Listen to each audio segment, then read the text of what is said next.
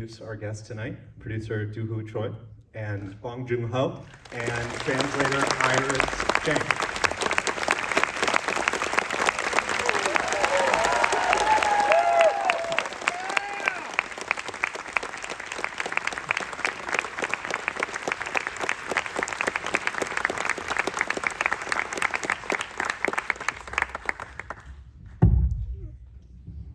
First off, thank you so much for coming out tonight and doing this. I really love this film, and I love the ending of this film, especially. I feel like it's filled with so much love and compassion and kindness towards its characters. And every time I've seen it, and this is now the third time I've seen it, I'm reminded of this kind of Albert Camus line from the myth of Sisyphus, which is, try to imagine Sisyphus happy. And I think that this is a film where you end up with trying to imagine Mickey happy. And I was wondering, what does it mean to focus on hope and hopefulness in dystopia in your worlds, in your films?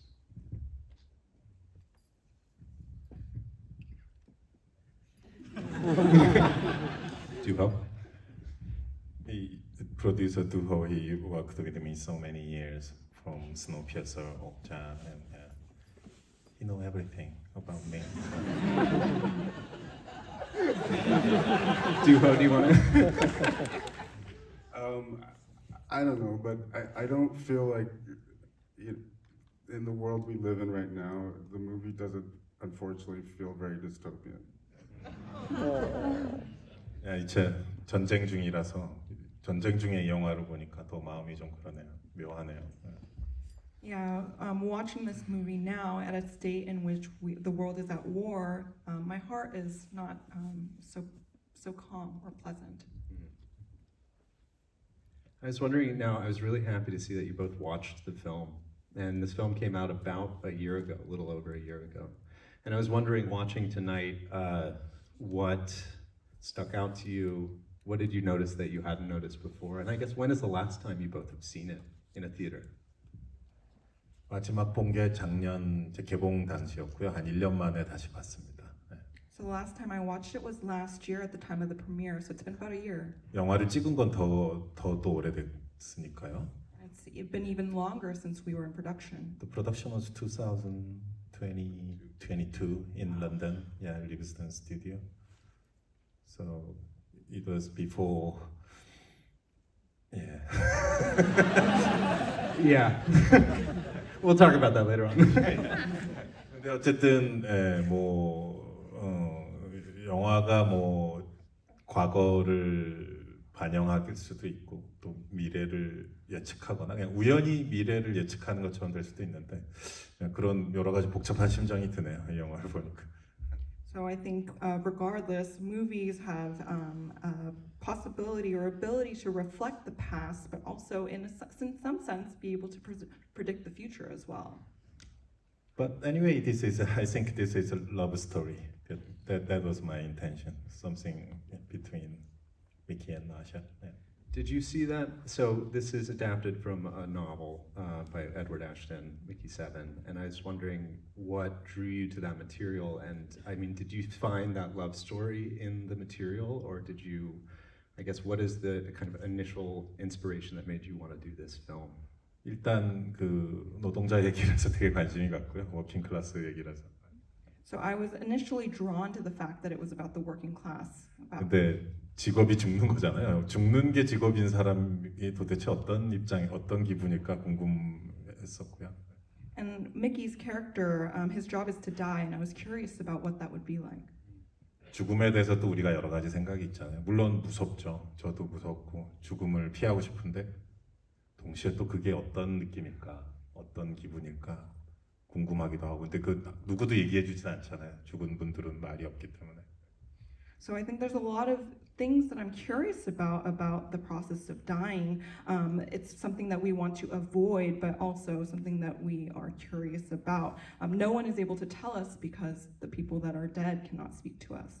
이런 게 이제 제 최초의 호기심이었고 이제 스토리를 직접 써나가면서 더 많은 여기 크리퍼들의 얘기나 이런 얘기로 이야기가 이제 쭉 확장이 되어 갔습니다.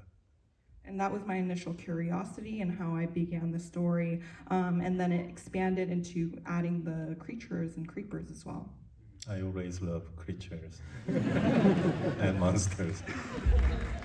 I wanted to ask about the creatures. They're so fantastic, and they have this amazing transformation through the film. In some ways, they start out as grotesque and kind of scary, and they're this really. But by the end, they're empathetic and the moral core of the film, and also really cute. You've managed this kind of transformation that happens, and I was wondering if you both could talk about the process of coming up with the creatures, kind of conceiving of them, really kind of working through, but also that kind of, how do you make something that is both so grotesque and also feel so emotionally rounded? 그 크리처 디자인 한 분은 저랑 오랫동안 일했던 분이에요. 괴물도 했고 옥자도 같이 했던 저의 파트너인데. So the creature designer that I worked with on this film is a longtime collaborator of mine. I've worked with him on The Host and for Okja as well. So we know each other very well, and he's really real genius. His name is Hichul. He's really genius Korean artist. But 이건 이제 너무 어려운 임무였죠. 무서웠다가 이제 징그럽고 무서웠다가 귀여워져야 되니까 얼마나 힘들었겠어요. And I think in this film, it was a really hard task for him to create this creature, like you said, from being grotesque and scary to transforming into this cute character. 그래서 그 조금 특정 종한테는 미안한데 그 무서울 때는 갑각류, 귀여워지면 강아지. 저도 이제 개를 키우지만 결국은 강아지 이미지에 의존하게 되더라고요. 그 귀여운 베이비 클리퍼들은. So it was a hard task, but I wanted to show in the beginning when they're portrayed as more scary, like a hard-shelled creature. Later, they develop into this more dog-like, cute character. 준이라는 친구를 소개를 하고 싶습니다. And I wanted to introduce June here. Oh, My new tattoo of just 3 weeks ago. I thought you were going to have a Jenny. creeper, by the way. I really thought. I was like, oh my god, that's so sweet. and 그래서 디자인을 그렇게 맞췄고 이제 실제 그거를 영화 속에서 살아 움직이게 해주려면 정말 뛰어난 VFX 아티스트가 필요한데 그 이제 댄 얘기를 자기가 좀 해준 거예요. So Dan Glass was our VFX supervisor, and we've been wanting to work with Dan since Snowpiercer, but he's always too busy. And it was great because Warner Brothers actually suggested Dan because he did all the Matrix films, and they were like, "Hey, how about Dan Glass?" And we looked at each other and were like, "Amazing!" And that was it. And Dan was like the most incredible guy, and he was Yeah. probably the hardest working supervisor on set. And the very final process is the voice of Mama Creeper. 거짓말이 아닌데 저거 목소리에 어떤 필터나 특수 효과를 한 것이 아닙니다. 실제 저 목소리를 하시신 분이 있는데요. I know you may not believe it, but there's no filter or any sort of effect on that voice for Mama Creeper. 그 프랑스 배우분이신데요. 아나 무글라리스. My pronunciation is not so. Anyway. French actor by that name. 여배우. French actress.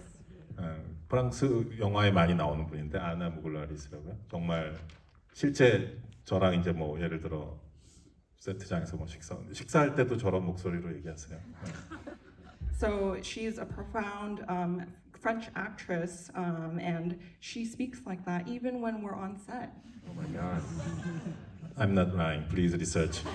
There is some interview clip of her in the YouTube, so you can 확인하실 수 있다고. You can check it out yourself. Duho, I have. This is the third film you've worked on with director Bong, starting with Snowpiercer, and then Okja as well. And I was wondering if you could talk a little bit about how you met and what the kind of first experience of kind of working together was, how much you knew about director Bong, and kind of what you learned, and then also how has that evolved over these projects. Okay. yeah. I actually I have more questions for you. I met him in Korea when I was at film school there. He had graduated 4 years before me, and he was like the superstar director that was gonna do amazing things, but he had only made shorts. And every time he walked by, we'd kind of whisper and go, "Oh yeah, he's going to Vancouver. His shorts in the Vancouver Film Festival," and we all knew he was gonna do big things. And then I moved to LA, and he just called me up out of the blue, and it was 2011, and he was like, "Hey, I'm doing Snowpiercer. Do you wanna work on it?" And so that was his first English language film, and I think in a way there was it was like a barrier that had to be crossed. Like he hadn't worked out here before, and but it was quickly apparent to him that the systems were a little bit different, but ultimately, like making a movie is just the same process. You're just lining up shots, and you're just working with actors, and you just kind of go through the shot list. Okja and Mickey 17, obviously they got a little bit bulkier and more ambitious in scale, but his process has been the same. He just likes to work with a small crew initially and do like a long prep. And it's always like trying to figure out the puzzle in the most efficient way. And whether it's Mickey or Snowpiercer, it's always like a tight ship that he likes to run. And we like to finish ahead of schedule and under budget if we can. And we've been pretty successful so far. Well, we are really fortunate to have a collection of director Bong Joon-ho's storyboards on display here at the museum as part of an exhibition, Director's Inspiration Bong Joon-ho, that was curated by my colleague Michelle Poots, which I worked with her on that. And it's really amazing to see how kind of vital storyboarding and how thorough and meticulous this process is of you thinking out every shot. You work in a unique way in which you really do plan out every single shot, and you really draw it out, and then you communicate that to all of your team and give storyboards so that everyone is on the same page. I was wondering how you came to this being the way you wanted to work, and why you've stuck with it. What does it do for you? 어렸을 때 이제 만화를 많이 그렸었어요. 만화가가 되고 싶어서 그게 되게 익숙해요. 장면들을 나열하는 게. 예. So when I was young, I wanted to become a comic artist, and so I drew a lot of comics. So I'm very used to that storyboarding process. 그리고 제 의사가 그러더라고요. 저보고 불안 증세가 너무 심하다고. And my doctor also told me I have a strong case of anxiety as well. 그 스토리보드를 미리 하면 불안이 좀 극복이 되거든. 안 그러면 세트장 갈 때 되게 무서워요.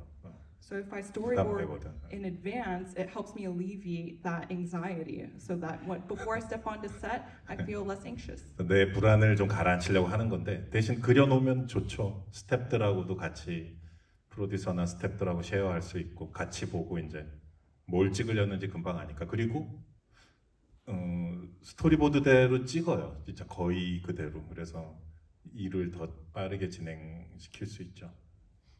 So obviously, it's good for me to be able to share the ideas that I have in my mind with the producers and also with our crew, just so they know exactly we're on the same page. We shoot exactly shot by shot according to the storyboard as well.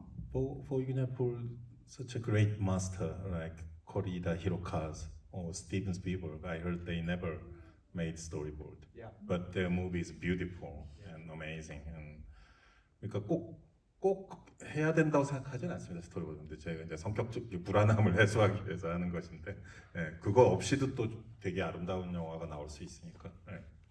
So I don't think it's quite necessary, but it's just for me and my personality to help relieve some of that anxiety. It helps, but you're still able to create beautiful films regardless. 그렇지만 이제 기생충 스토리보드 묶어서 이제 책으로 출간이 된 적이 있었거든요. 그때 약간 그래픽 노블처럼 이렇게 만들어서 나왔었는데. For Parasite, we actually published a graphic novel of the compilation of all the storyboards.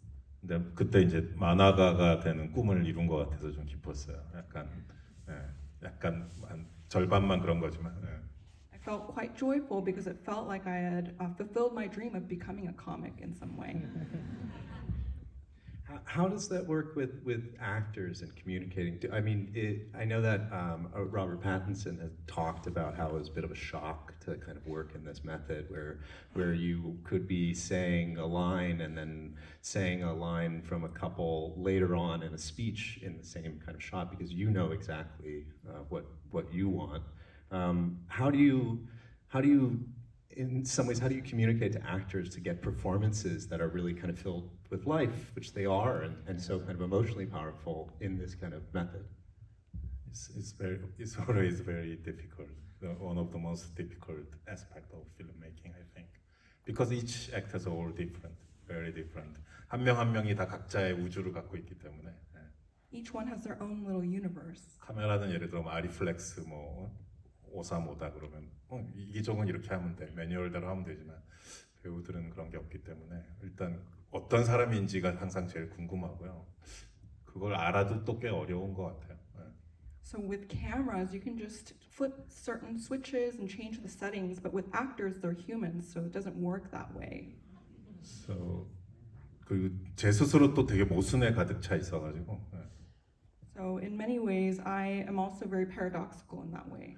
I'm very control freak, but at the same time, I always wait some actors' improvisation. Yeah, please show me something interesting. Show me something I never expected, kind of.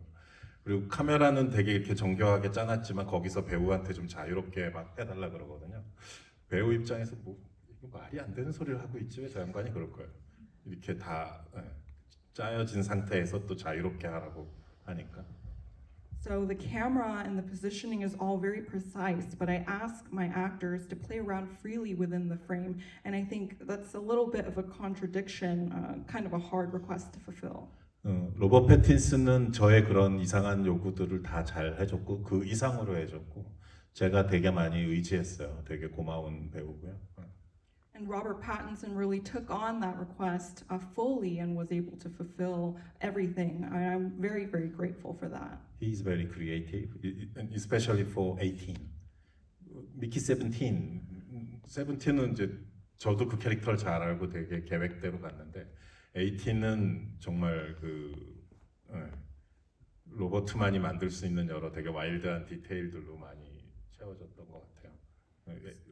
랍이 없었더라면 못 만들어냈을 것 같아요, 그 캐릭터는. So with 17, I had a really good grasp on the character myself, but with 18, only Robert was able to create that character, from building it up from the ground, and it was because he came up with such unique ideas and wild ideas. 미키 18, some dialogue, the line is very strange, dirty word. I have ever heard. And The electric eel. Captain Cream Pie? I still don't know what's the meaning of it. I still don't know. Yeah, that's all Rob Pattinson.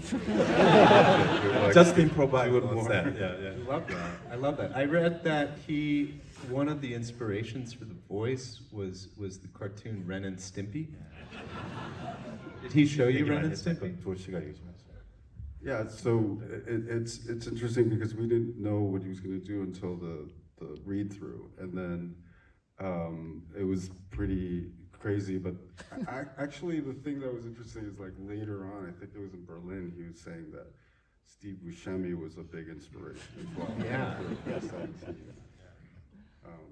Was it Steve Buscemi from Fargo, or was it just in general?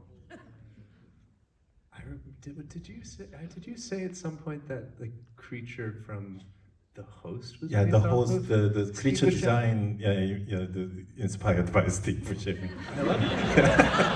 Actually, his photo was on the wall of our office when we making the design of the monster in The Host. Does he know how important he is to your film career? Finally, we met him in New York screening of Mickey 17. Yeah, he and John Turturro was there, right? Yeah, we had a little screening in New York, and John Turturro and Steve were there. 내가 It 그 was great. 얘기했나? I told it. But anyway, it does Steve Buscemi. I wonder, you know, with Pattinson like bringing this kind of idea of Ren and first off, did you know about Ren and Stimpy? Did he show you this and he was like, I'm doing this, or did he just like, what was that? I'm curious. 처음에는 약간 그 자기가 이 미키에 어울리는 좀 특이한 액센트를 해보겠다고. 어느 동네 얘기했었지? 동네 이름이. 예. It's like somewhere in the East Coast, he was like doing like a Boston accent or something. Yeah, so he suggested it was quite similar situation when when we were preparing Snowpiercer. Tilda Swinton suggest this character, the Minister Mason. I think she will use the Yorkshire accent, right? Yeah. I'm not English speaking person, so I don't know what's the meaning and context and the nuance of the accent. But 그럴 때 이제 배우들의 도움을 많이 고맙게도 이제 배우들의 도움을 많이 받게 되는데요. So in those moments, I asked the actors a lot for their help. 랍도 이번에 그래서 무슨 제안을 했는데 나중에 들어보니까 그게 거짓말, 그 실제 하지 않는 사투리 액센트라 그러던데. And so Rob also suggested this accent for this character, but I heard that that's actually not the right accent that they use there. 그래서 약간 그 농담으로 한 거였는데 저는 그게 진짜 그런 액센트가 있는 건 줄 알고 되게 재밌었어요. He was essentially joking around with this accent, but I thought it was real. 근데 이게 어떤 액센트로 들리는 건 아니죠, 이 목소리가. Does his voice sound like a particular accent to you? No, it sounds the same. I mean, it's both of the voices. It's this great kind of slimy little man who's also, again, like the creepers. You know, both grotesque and also really endearing. 항상 손해 보는 사람, 또 착한데 맨날 손해 보고 사기를 치는 게 아니라 사기 당하는 사람의 느낌 같은 거 있잖아요. 좀 불쌍하기도 하고 못났는데 좀 그렇다고 또 바보는 아니고. 자존감이 없는 사람 그런 느낌을 다 그 목소리가 담아내는 것 같아서 되게 고마웠었어요, 락한테. His voice, the voice was actually able to capture everything of his character. You see that Mickey is always kind of at a loss. He seems like he would get the short end of the stick, quite wimpy and pathetic, but he's at his core kind, and he's not stupid either, just a little bit of a low self-esteem, but his voice captured all of that. I'm fascinated. Duho, we were talking about something outside earlier about this kind of role of translation and a kind of mistranslation and communication breakdown across several of Bong's films and the films you've worked on together. I was wondering if you could talk, both of you, or you could talk about what that means and why that comes up in so many of the films, do you think? Well, I think, you know, for the English language films, unlike the Korean films, he always has to have a translator to help him communicate with crew and cast. And Stephen Yeun plays the translator character in Okja, and he translates poorly. And when I read the script for Mickey 17, it was great to see that moment sort of evolve. And actually, Snowpiercer also has the translation device that Song Kang-ho and Chris Evans speak through, but like this is like sort of a culmination of that idea, you know, but communicating with an alien species, with Anna Muglalis being the voice of the translation device. So it's to me it's interesting because it's something that he has to sort of do on a daily basis when he's out here, and to see it sort of pop up in his work is kind of cool, and how it sort of falls into the storyline. You agree? 제가 남의 말을 잘못 알아듣거나 오해하는 경우가 많아요. 그 영어라서 보다도 어쨌든 한국어로 들을 때도 그렇고 남의 말을 오해를 잘해. 이렇게 딴 생각을 하고 막 그래요. So I think there's many instances in which I misunderstand what other people say to me, not just in English but in Korean as well. 오해를 많이 하고 잘못 영화를 보고도 영화의 스토리도 그 오독한다 그러는데 이게 미스리딩하는 그러니까 나 혼자 다르게 스토리를 이해하고 있는 경우가 많더라고. 영화를 보고 나와서 친구들하고 얘기하는. 그래서 So even when I'm watching movies, there's instances when I misread the intent of the story or how other people were interpreting the film as well. 그래서 뭐 이게 다 창작의 에너지겠지 뭐 이런 식으로 정신 승리를 하면서 정신 승리란 표현. 예. So I would say that this, in a sense, is a way in which I can continue to push forward and move past the ways in which I deal with those misunderstandings. 그래서 익숙해요. 그런 거를 표현하기가 저한테는 되게 편안합니다. 그러니까 제 영화의 인물들 보면 서로 오해를 많이 해요. 잘 커뮤니케이션 잘 되는 경우가 별로 없습니다. 네. So I want to push past all those misunderstandings and make sure that I'm not misreading. And that is also one of the reason I really love Coen Brothers movie. Yeah. A lot of misunderstanding. Entire movies, the story all changes on them. Speaking of Coen Brothers, I mean, I think you are so you're such a profound cinephile. Film, you devour film. I mean, you know it so well. And I was wondering if there's a kind of if you have specific films you watch in relationship to films you're making, such as with this one, was there one film or shots from films you had in mind while you were doing it, or is it taking inspiration from just a lifetime of watching?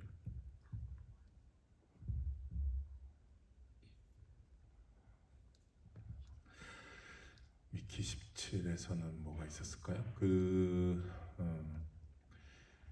시나리오 쓸 때 왠지 의무적으로 그래야 될 것 같아서 쌍둥이들이 나온 또는 두 인물이 나온 영화 같은 걸 한번 쭉 보게 되더라고요. Because we see Mickey 17 and 18 in this film, I inevitably looked at films that have twins. 데이비 크로넨버그, Dead Ringer. Dead Ringer, Yeah, yeah. yeah. Jeremy Irons. Very strange movie.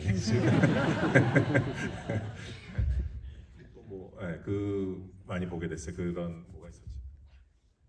Well, it's funny because when he was writing the script, he's like, "It's Mean Streets in space." He's like, "18 is Johnny Boy," and I was like, Oh man, Yeah, that's exactly. it. 17-18 relationship is something similar to Yeah, Harvey yeah, Keitel yeah, and yeah. Robert De Niro characters. But are you telling that to Robert Pattinson while you're doing this? Does that communicate it to people, or you want them to find their own inspiration? Is that just a secret you keep to yourself?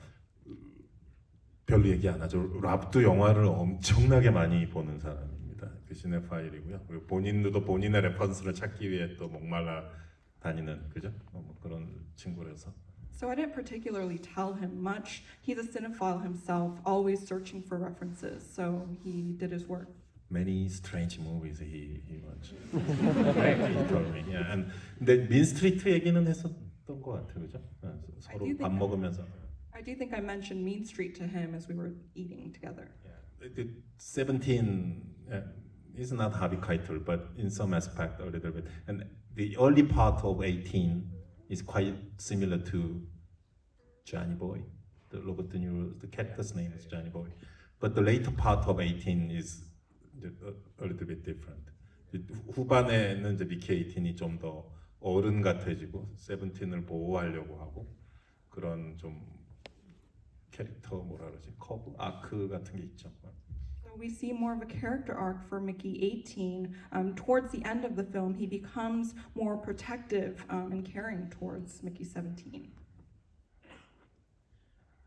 So I've been wanting to, since seeing this film, actually, there's a question I've been wanting to ask you both, which is that there's a scene in this film with Mark Ruffalo and his character who perhaps has some similarities to a notable politician / maybe president of the United States.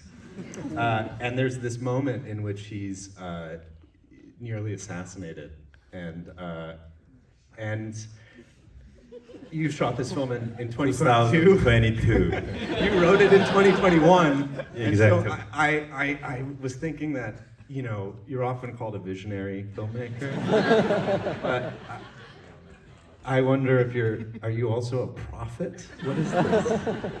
But also, what did it mean to see that, knowing the film hadn't been released and knowing that this film had that in this?